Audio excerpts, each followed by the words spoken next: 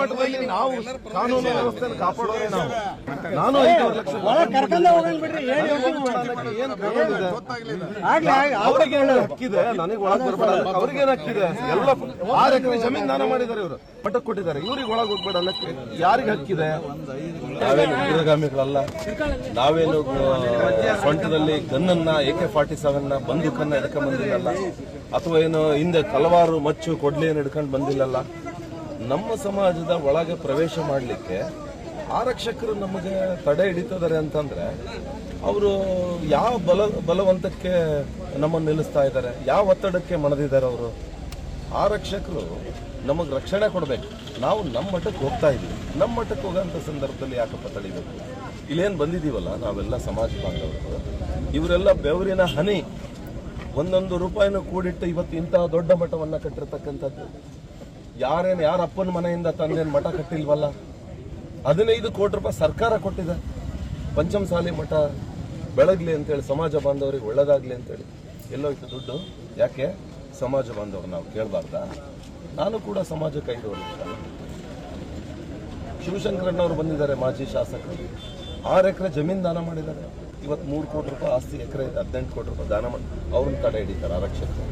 ಸಮಾಜದ ಸಭೆ ಕರೆದಿದ್ದೀವಿ, ಒಳಗಡೆ ಗುರುಗಳಿದ್ದಾರೆ, ನಾವೆಲ್ಲರೂ ಹೋಗಿ ಗುರುಗಳ ಆಶೀರ್ವಾದ ತಗೊಂಡು ಸಮಾಜದ ಸಭೆಯಲ್ಲಿ ಭಾಗವಹಿಸಿ ಮುಂದಿನ ತೀರ್ಮಾನವನ್ನು ತಗೊಳ್ಳೋದಕ್ಕೆ ಬಂದಿದ್ದೀವಿ ನಾವು. ಇದಕ್ಕೆ ಏನ್ರಿ ಅರ್ಥ ಆಯ್ತಾ ಇಲ್ಲ? ಇದು ಏನು ಪ್ರಜಾಪ್ರಭುತ್ವ ರಾಷ್ಟ್ರ? ನಮ್ಮ ಸಮಾಜಕ್ಕೂ 144 ಏನಿದು ಹುಚ್ಚು ಕಾನೂನನ್ನು ತರ್ತಾ ಇರತಕ್ಕಂಥದ್ದು? ಇದು ಯಾವ ರೀತಿ ಸರಿ ಮಾಡಬೇಕು? ನಾವೇನಾದರೂ ಅವರು ವ್ಯಾಪಾರ ಸ್ಥಳಕ್ಕೆ ಹೋಗಿ ನುಗ್ತಾ ಇದ್ದೀವಾ, ಅಥವಾ ಅವ್ರ ಮನೆಗಳಿಗೆ ಹೋಗಿ ನುಗ್ತಾ ಇದ್ದೀವಾ? ನಾವೇನು ಹೊಡೆದಾಡಕ್ಕೆ ಬಂದಿದ್ದೀವಾ ಇಲ್ಲಿ? ಅಲ್ರಿ, ಸಮಾಜದ ಹಣನ ಲೂಟಿ ಮಾಡಿದ್ದೀರಾ, ನ್ಯಾಯ ಕೇಳಿದ್ದೀವಿ ನಾವು, ನ್ಯಾಯ ಕೇಳಿದೀವ್ರಿ. ಬಡವ ಒಬ್ಬೊಬ್ಬ ರೈತ, ಅವನು ಬೆಳೆದಿದ್ದ ಅವನ ಜೀವನ ಮಾಡೋದಕ್ಕೆ ಕಷ್ಟ ಇದ್ರು ಸಹಿತ ಇವತ್ತು ನಮ್ಮ ಸಮಾಜ, ನಮ್ಮ ಮಠ ಅಂತೇಳಿ ಹಣನ ಕೊಟ್ಟಿರ್ತಕ್ಕಂಥದ್ರಿ. ಅಂಥವ್ರ ಬೆವರಿನ ಹನಿನ ಅಂತ ರಕ್ತ ಕುಡಿತೀರಲ್ರಿ ನೀವು. ಬೇಕ್ರಾ ನಿಮಗಿದೆಲ್ಲ? ಯಾಕೆ ನಿಮಗೆ ಕೈಕಾಲು ಗಟ್ಟಿ ಇಲ್ವಾ? ದುಡಿಯಕ್ಕೆ ಶಕ್ತಿ ಇಲ್ವಾ? ಈ ಮಠದ ಹಣನೇ ಬೇಕಿತ್ತ ನಿಮಗೆ? ರೀ, ದುಡಿಯಕ್ಕೆ ಸಾವಿರಾರು ದಾರಿಗಳು. ಒಂದು ಸಮಾಜದ ಮಠ ಹಣವನ್ನು ಹೊಡೆದ್ರೆ ಉದ್ಧಾರ ಆಗ್ತಾರೆ ಅವರು. ಪಂಚಮಸಾಲಿ ಸಮಾಜದಲ್ಲಿ 90% ರೈತರಿರ್ತಕ್ಕಂಥದ್ದು, ಅವರು ಬೆಳೆದಿರ್ತಕ್ಕಂಥ ದವಸ ಧಾನ್ಯನೂ ಕೂಡ ಮಠಕ್ಕೆ ಕೊಟ್ಟಿದ್ದಾರೆ. ಅದನ್ನು ಮಾರ್ಕೊಂಡು ತಿನ್ನಂತ ಹೇಸಿಗೆ ಕೆಲಸ ಮಾಡಿದಾರಲ್ರಿ. ಮಾತಾಡಕ್ಕೆ ನಮಗೆ ನಿಜವಾದ ಹೊಟ್ಟೆ ಉರಿಯುತ್ತೆ. ನಾವು ನ್ಯಾಯ ಕೇಳ್ತಾ ಇರೋದೇನಪ್ಪ? ನಮಗೆ ಹಣ ಕೊಡ್ರಿ ಅಂತ ಕೇಳ್ತಿಲ್ಲ, ಹಣ ಖರ್ಚು ಮಾಡ್ರೆ ಲೆಕ್ಕ ಕೊಡ್ರಿ ಅಂತ ಕೇಳ್ತಾ ಇದ್ದೀವಿ.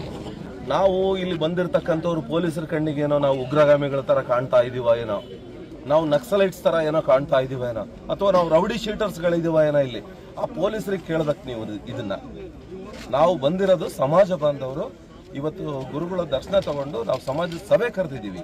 ಇಲ್ಲೆಲ್ಲ ಇಷ್ಟೊಂದು ಬ್ಯಾರಿಕೇಡ್ ಹಾಕಿ 2 ಕಿಲೋಮೀಟರ್ ದೂರ 144 ಸೆಕ್ಷನ್ ಜಾರಿ ಹಾಕೋದು ಏನು? ಪೊಲೀಸರು ತಿಳ್ತಿಳ್ದಂಗೆನೆ ಕಾನೂನನ್ನ ಬರೆಯಂತದ್ದ ಇದು? ನಮ್ಮ ಮಠ ನಾವು ಕೊಟ್ಟಿರೋ ಹಣದಲ್ಲಿ ಮಠ ಕಟ್ಟಿರ್ತಕ್ಕಂಥದ್ದು, ನಾವು ಒಳಗೆ ಹೋಗಕ್ಕೆ 144 ಸೆಕ್ಷನ್ ಜಾರಿಗೆ ಮಾಡ್ತಾರೆ ಅಂತಂದ್ರೆ ಇವರೆಲ್ಲ ಏನೇನು ಹೇಸಿಗೆಯನ್ನ ಕೆಲಸ ಮಾಡಿದ್ದಾರೆ, ಏನೇನು ತಿನ್ನ ಅಂತ ಕೆಲಸ ಮಾಡಿದ್ದಾರೆ ಅವರು. ನೋಡ್ರಿ, ಅವರು ನಿಯತ್ತಿನವ್ರು ಆಗಿದ್ರೆ ನೋಡ್ರಿ, ಬಹಿರಂಗವಾಗಿ ಇದೇನು ಭಿತ್ತಿ ಪತ್ರ ಇದೆಯಲ್ಲ, ಈ ತರ ಬಹಿರಂಗವಾಗಿ ಲೆಕ್ಕ ಹಿಡಿಬೇಕಾಗಿತ್ತು ಅವರು. ನಾನು ಖಾಲಿ ಶೀಟ್ ತೋರಿಸ್ತಾ ಇದ್ದೀನಿ, ಬಹಿರಂಗವಾಗಿ ಲೆಕ್ಕ ಹಿಡಿಬೇಕಾಗಿತ್ತು ಅವರು. ಇಲ್ಲಿ ಬರ್ಕೊಂಡು ಬಂದು ಇಷ್ಟು ಇಂತಿದ್ದದಕ್ಕೆ ಇಷ್ಟಿಷ್ಟು ಖರ್ಚಾಗಿದೆ ಅಂತ ಹೇಳಿ. ಯಾಕ್ರಿ ಅವರು ಲೆಕ್ಕ ಕೊಡ್ತಾ ಇಲ್ಲ? ಏನು 4 ಗೋಡಿ ಮಧ್ಯೆ ಲೆಕ್ಕ ಕೊಡೋದ? 10 ರೂಪಾಯಿ ಖರ್ಚು ಮಾಡಿ 100 ರೂಪಾಯಿ ಬರ್ದಿರೋ ಲೆಕ್ಕ ಕೊಡೋದ? ಇದನ್ನೇನು ಎಲ್ಲರೂ ಏನು ಬಟ್ಟೆ ಕಟ್ಕೊಂಡಿರ್ತೀವಿ? ಯಾರಿಗೇನು ತಿಳುವಳಿಕೆ ಇಲ್ವಾ? ಯಾರಿಗೇನು ಲೆಕ್ಕ ಬರೋದಿಲ್ವಾ? ಯಾರಿಗೆ ಯಾವ ವಸ್ತು ಬೆಲೆ ಏನಿರುತ್ತೆ ಅಂತ ಗೊತ್ತಿರಲ್ವಾ? ಹಾಗಾಗಿ ನಾನು ಇಷ್ಟೇ ಕೇಳೋದು, ಆರಕ್ಷಕರಿಗೆ ನಾವು ಇನ್ನೂ ಕೆಲವು ನಿಮಿಷ ಕೇಳ್ತೀವಿ, ನಮಗೇನಾದ್ರೂ ಒಳಗೆ ಹೋಗ್ಲಿಕ್ಕೆ ಅವಕಾಶ ಕೊಟ್ರೆ ಸರಿ. ಇಲ್ಲ ಅಂತಂದ್ರೆ ಯಾರು ನಮ್ಮನ್ನ ತಡೆ ಹಿಡಿಯಂತ ಪ್ರಯತ್ನ ಮಾಡಿದರೆ ಅವರ ವ್ಯಾಪಾರ ಸ್ಥಳಗಳಿಗೆ ನುಗ್ತೀವಿ, ಅವ್ರ ಮನೆಗಳಿಗೆ ನುಗ್ತೀವಿ ಅಂತ ಹೇಳಲಿಕ್ಕೆ ಬಯಸ್ತೀನಿ ನಾನು.